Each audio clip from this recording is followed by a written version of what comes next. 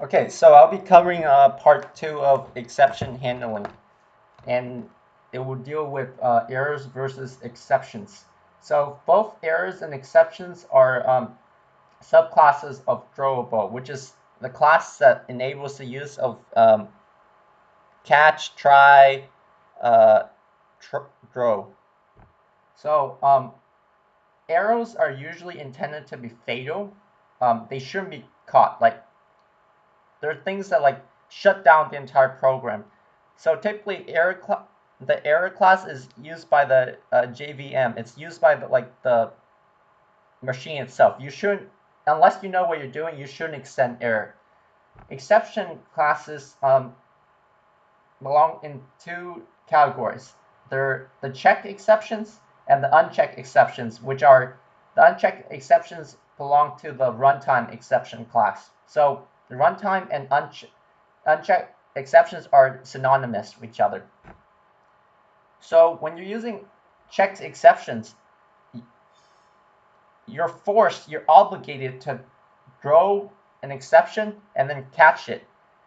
Runtime exception is it's runtime exception throwing it is more optional, right? Sometimes you want to throw it, sometimes and catch it, sometimes you don't. So it's up to the programmer, right? Uh, so this is like a graphic of like the error versus exception and unchecked versus checked, and these are some of the examples of um, subclasses of each. So yeah, this is just a description of what I've told you. So again, checked, exception, they're recoverable. You should anticipate them, you should resolve them, and then you should continue the program. And a function that uses check exception should have throws in its signature, and then uh, any function that makes use of that function must wrap that function in a try catch. So for example,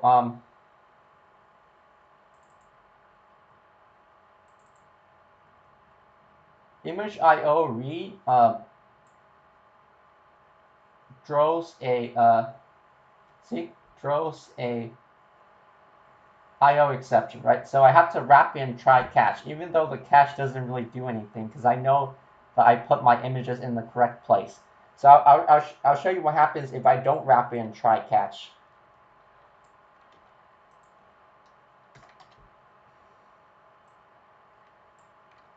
See,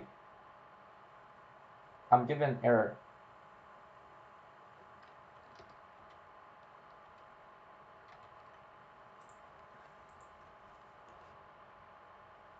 Yes, uncheck is optional. Uncheck your you're gonna if you want to make your exception unchecked, then you're gonna extend runtime exception.